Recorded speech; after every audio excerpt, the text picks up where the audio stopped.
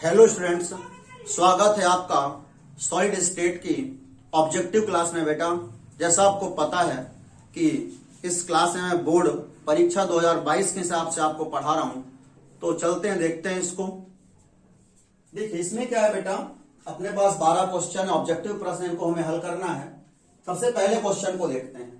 NaCl, KCl, CsCl में दोष पाया जाता है।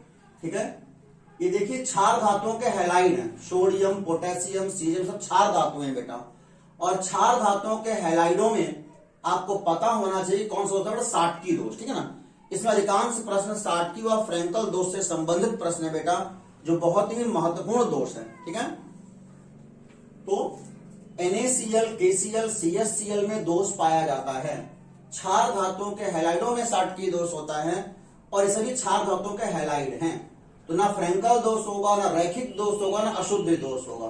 ठीक है बेटा, ऑप्शन नंबर सेकंड शॉटकी दोष, इसका आंसर होगा बेटा शॉटकी दोष, आपको ध्यान रखना है। Second question, zinc sulphide AgCl, AgI में दोष पाया जाता है। देखिए जिंक सल्फाइड AgCl, AgI इनमें दोष बेटा फ्रेंकल दोष पाया जाता है, आपको ध्यान रखना है, इनमें फ्रेंकल दोष पाया जाता है। ठीक है, देखिए इसमें क्या है, शॉटकी दोष ऐसे कंपाउंड में होता है जिनमें धन आयन व ऋण आयन के आकार लगभग समान होते हैं। सोडियम आयन व ऋण आयन के आकारों में लगभग समानता होती है बेटा, इसमें शॉटकी दोष होता है। और यहां पर क्या है, इनके आकारों में डिफरेंस ज्यादा रहता है। जिंक आयन सल्फाइड आयन के बीच में आकार में ज्यादा डिफरेंस होता है बेटा। ठीक है ना, इन आयनों के आकारों में डिफरेंस ज्यादा होता है, तो यहां पर दोष होगा फ्रेंकल दोष। थर्ड क्वेश्चन, शॉटकी व फ्रेंकल दोष दर्शाने वाला क्रिस्टल है। ऐसा कौन सा क्रिस्टल है बेटा जिसमें शॉटकी व फ्रेंकल दोनों दोष पाए जाते हैं? ऐसा क्रिस्टल है AgBr, आपको ध्यान देना है। सिल्वर ब्रोमाइड, सिल्वर ब्रोमाइड में दोनों दोष पाए जाते हैं, शॉटकी भी फ्रेंकल भी। क्वेश्चन नंबर 4, प्रभ्रंश या विस्थापन दोष कहलाता है। प्रभ्रंश या विस्थापन दोष कहलाता है बेटा फ्रेंकल दोष। ठीक है, फ्रेंकल दोष जो है ऑप्शन नंबर सेकंड, फ्रेंकल दोष प्रभ्रंश या विस्थापन दोष भी कहलाता है। ठीक है, क्वेश्चन नंबर 5, किस दोष में क्रिस्टल का घनत्व तो कम हो जाता है? किस दोष में क्रिस्टल का घनत्व तो कम हो जाता है बेटा? बहुत इंपॉर्टेंट प्रश्न है, कई बार पूछा गया है। ठीक है, तो देखिए शॉटकी दोष जो होता है, इसमें धन आयन व ऋण आयन अपना स्थान छोड़कर क्रिस्टल के बाहर चले जाते हैं। बाहर चले जाने के कारण बेटा कुल आयतन में कमी हो जाती है। ठीक है ना, और भार में कमी आ जाती है। ठीक है, इसके कारण घनत्व तो कम हो जाता है। ठीक है, तो शॉटकी दोष, शॉटकी दोष में जो है तो किसका घनत्व तो कम हो जाता है? ऑप्शन नंबर फर्स्ट आपको ध्यान रखना है, शॉटकी दोष में किसका घनत्व तो कम हो जाता है बेटा। ठीक है, किस दोष में क्रिस्टल का घनत्व अपरिवर्तित रहता है? किस दोष में क्रिस्टल का घनत्व अपरिवर्तित रहता है बेटा? देखिए जो फ्रेंकल दोष है, फ्रेंकल दोष में क्या होता है, कोई धनायन अपना स्थान छोड़ करके अंतराकाशीय रिक्त में आ जाता है, बाहर नहीं आता क्रिस्टल के, अंतराकाशीय रिक्त में आ जाता है। तो रिक्त में आ जाने के कारण बेटा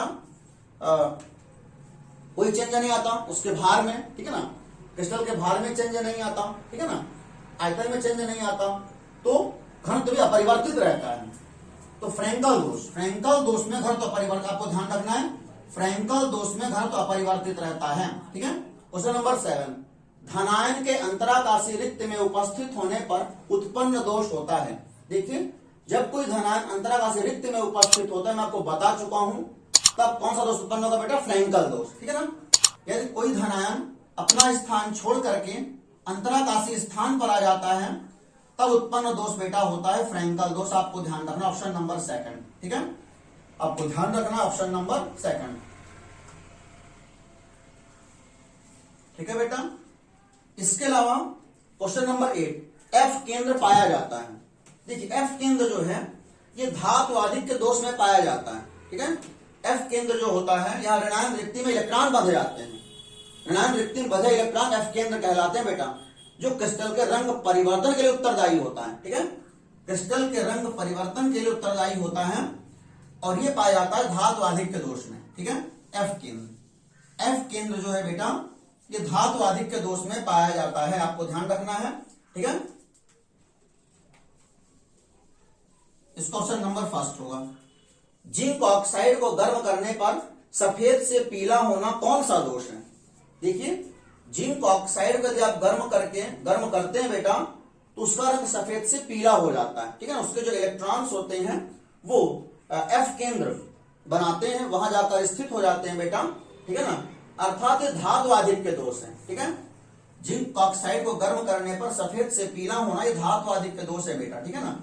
इसी में जो इलेक्ट्रॉन जाकर के ऑर्गेनाइल रिक्ति में बढ़ जाते हैं, ठीक है। ये होता है धातु आधिक्य, आपको ध्यान रखना है, ये धातु आधिक्य दोष।